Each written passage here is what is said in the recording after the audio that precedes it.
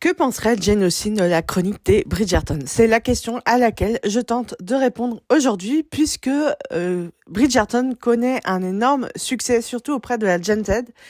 Mais toutes les inspirations de la série et de la saga littéraire, notamment au niveau de la régence anglaise de l'époque, des costumes, etc., eh bien tout ça vient de Jane Austen. Jane Austen qui a écrit un chef-d'œuvre, Orgueil et Préjugés, et qui a aussi écrit d'autres chefs-d'œuvre comme Emma ou encore Raison et Sentiment.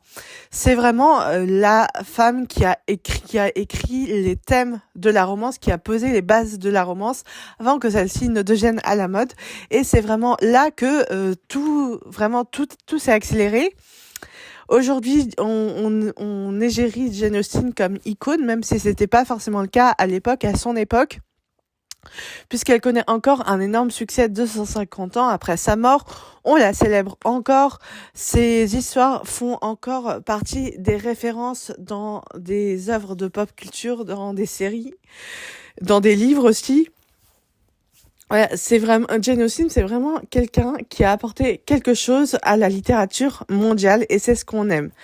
D'ailleurs, est-ce que vous saviez que les personnages de Jane Austen fascinent autant qu'ils dérangent, que ce soit le personnage de Emma ou encore le personnage de Monsieur Darcy dans Orgueil et Préjugés. Et puis aussi, Jane Austen inspire beaucoup. C'est la chronique des Bridgerton, mais c'est aussi le journal de Bridget Jones qui s'est clairement inspiré beaucoup, enfin carrément inspiré de l'intrigue d'Orgueil et Préjugés pour le transposer dans le monde moderne. Et vous, qu'en pensez-vous? Qu'est-ce que vous pensez de Jane Austen? N'hésitez pas à me le dire en commentaire. Qu'est-ce que vous pensez de la chronique de Bridgerton? Surtout, dites-moi tout pour qu'on en discute ensemble et qu'on ouvre le débat.